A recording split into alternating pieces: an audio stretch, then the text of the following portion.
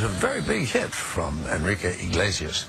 13 years later, he's still coming out with hit songs that sell by the millions. He talks now with Rita Braver for The Record.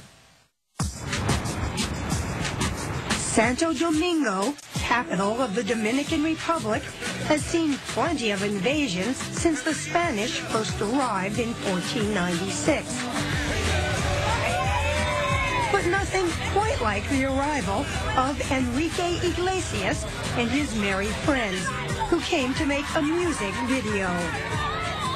Besides Iglesias, it features one of his longtime Miami writing partners, De Semer Bueno, and a Cuban duo known as Gente de Zona, all making a hard day and night's work look like fun. For me, a video, and not only videos, but when you write songs, when you're on stage, it's all about the vibe. People, if you're not vibing, then you're not feeling good. People notice that. To tell you the truth, they were vibing so well, I kind of felt like I was at a fraternity party. What should we be watching for when this scene unfolds? I mean, I think the singer has a great butt.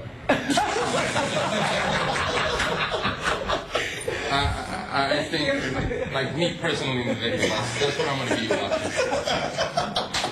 That high spirit and irrepressible energy have made Enrique Iglesias a hugely popular international star, a Grammy winner with more than 100 million albums sold and a list of Billboard top hits,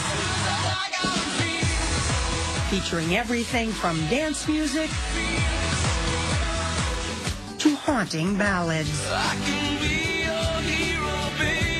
You could live anywhere in the world. Why do you stay in Miami? All my friends are in Miami. I love this town. I love the people. I don't see myself, at least for now, living anywhere else. But Enrique Iglesias was born in Spain in 1975. He is, of course, the son of another well-known musical star, Julio Iglesias. After their parents' divorce, Enrique, then age 7, and his older brother came to Miami to live with their father.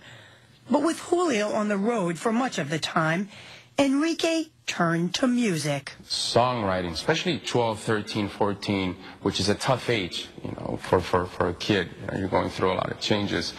I realized that songwriting for me helped me. It was like therapy. But he kept his writing a secret from both his parents. And while still a teenager, borrowed $2,500 from his babysitter to make a demo recording.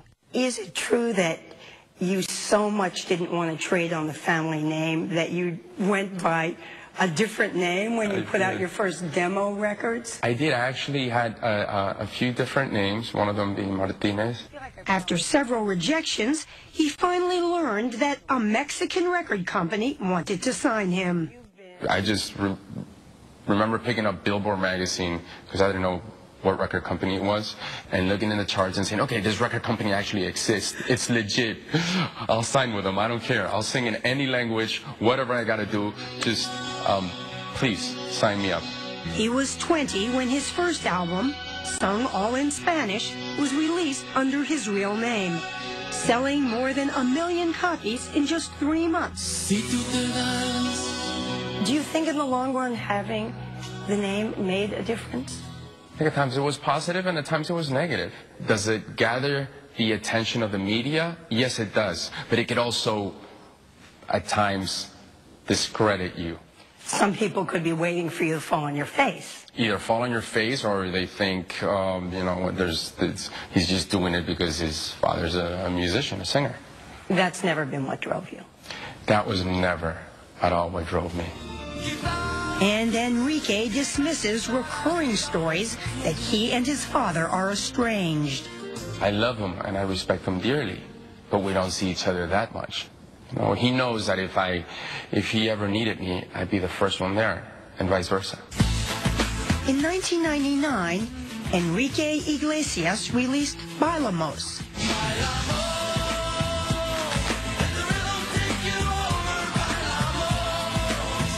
Though it has a Spanish title, meaning We Dance, it was his first song aimed at the English-speaking market.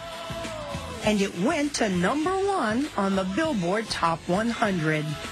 There's songs in your career that I consider miracle songs, and for me that's one of them, because it took me in a different direction. In fact, he's become one of the most successful crossover artists, with a string of hit albums.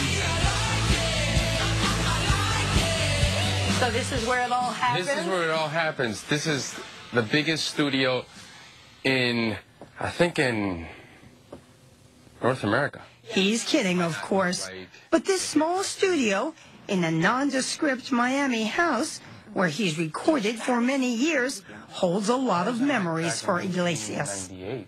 Do you start with lyrics usually, or the music part? Depends. Some songs lyrics, some songs melody, sometimes simultaneous. The good ones for me, a lot of times are simultaneous.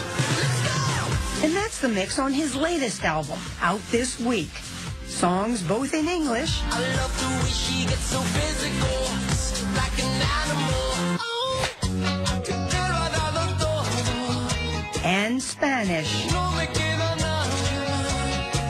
The new album bears the provocative title of Sex and Love. Why is sex first? That's a good question. That's a question that that I asked my girlfriend. I actually asked her, which one do you think goes better in which order? That girlfriend just happens to be former tennis pro Anna Kournikova. They met when she was cast in one of Iglesias' music videos. She was just the coolest girl in the world to me, and we got along. You've been dating for more than a decade now, right? Yeah, that's in Hollywood years, that's about 185 years. But you're still not married.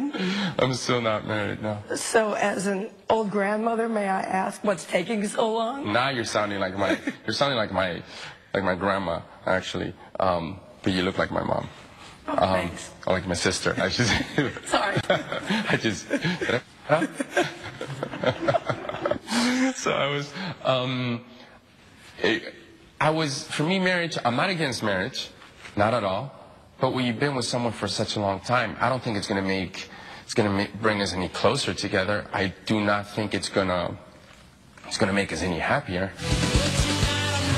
And right now, at age 38, Enrique Iglesias is pretty darn happy, doing what he always dreamed of doing. I don't take it for granted. I know that one day I could be on the top, the next day I could be in the bottom, but I'm lucky enough I'm fortunate enough to love what I do, and I wouldn't change it for anything in the world.